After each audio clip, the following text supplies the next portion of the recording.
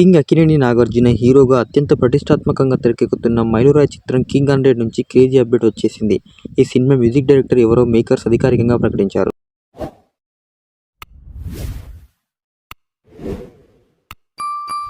అయితే ఈ సినిమాకు సంబంధించి ఇన్ని రోజులు ఎలాంటి అప్డేట్ రాలేదు. సైలెంట్గా షూటింగ్ పూర్తి చేస్తున్నారు. ఒక పూజా కార్యక్రమాల ఫోటోలు మినహా ఇప్పటి వరకు మేకర్స్ అధికారికంగా ఎటువంటి అప్డేట్ ఇవ్వలేదు. తాజాగా ఈ మూవీకి సంగీతం అందించే సంగీత దర్శకుడు ఎవరో మేకర్స్ అధికారికంగా ప్రకటించారు.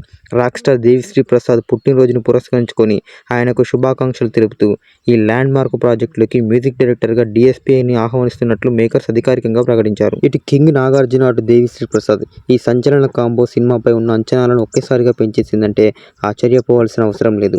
గతంలో నాగార్జున, దేవిశ్రీ ప్రసాద్ కలయికలో వచ్చిన మన్మధుడు, మాస్, కింగ్ వంటి చిత్రాలు మ్యూజికల్గా అండ్ కమర్షియల్గా సృష్టించిన ప్రభంజనం అంతా ఇంత కాదు. వీళ్ళు ఎప్పుడు జత కట్టినా బాక్సాఫీస్ వద్ద సరికొత్త రికార్డులు క్రియేట్ అయ్యాయి.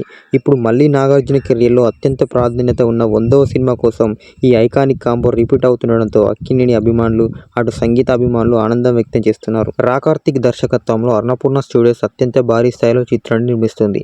Rock star Devi Sri Prasad music ఈ సినిమాకు సరికొత్త ఎనర్జీని, చార్ట్ బాస్టర్ ఆల్బమ్ను అందిస్తుందని మేకర్స్ ధీమా వ్యక్తం చేస్తున్నారు.